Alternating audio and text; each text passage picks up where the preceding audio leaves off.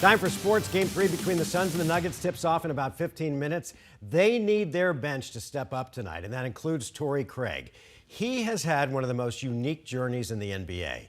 And as Cameron Cox shows you, his childhood dream morphed into a true success story. Nothing would stop me from achieving my goal or playing basketball. The weather conditions, I don't care how cold, how hot.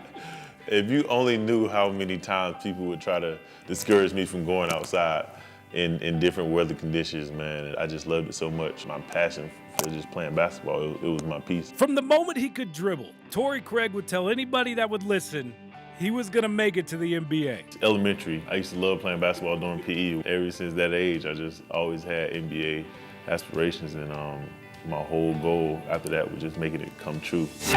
Growing up in rural Great Falls, South Carolina, these old courts represented peace and passion. Playing outside on concrete, man, so I still got scrapes and stuff on my leg from playing out there. And that's kind of where I gained my toughness and kind of made me the player I am today. But those scars weren't his motivation. Torrey's mom was arrested when he was just 5 years old. She spent the next 18 years in jail. Torrey wrote letters reminding her of his promise. I just wanted her to know that I was setting out to still achieve what I told her I was going to do. I was still going to go to the NBA. I was still going to take care of my family. I was still going to do this, do that.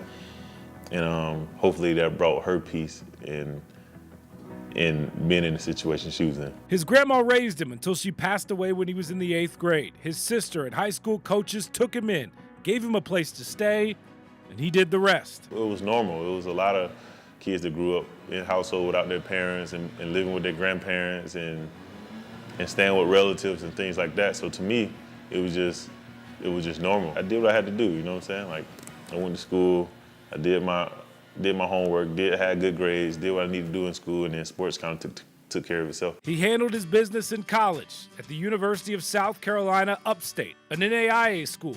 Player of the Year, led the league in scoring multiple times. But went undrafted, Craig then spent the next 4 seasons in Australia, becoming more than just a scorer. After doing what I did in college, I thought I did enough to make it to the NBA, but obviously didn't. So going to Australia definitely humbled me a little bit, kind of lit the fire in me even more to get to the NBA. The hard work paid off. Craig finally got that NBA contract with the Nuggets in 2018. His celebration?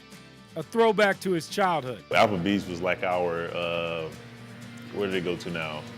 Ocean Prime or Steak 44 and all. That Applebee's was that for us. But once I got signed, me and my boys, we all went to Applebee's in Vegas that same day I signed the contract. He's eating good these days in the neighborhood, a key contributor during the Suns' playoff run, and a full circle moment to begin his 6th season in the NBA. Torrey returning home, cleaning up the very courts he grew up on. Redoing those courts, it meant everything to me because where I'm from, no one makes it out, especially to the NBA. That's unheard of. So if one kid is inspired and think they can make it to the NBA just because I did it, then I feel like I'm fulfilling my purpose. And that's what I be trying to tell my son. No one had to tell me to go play basketball or make good grades. I knew that was all part of my journey. That was all part of my goal. It turns out Dad isn't his favorite player. His room was all Chris Paul decked out.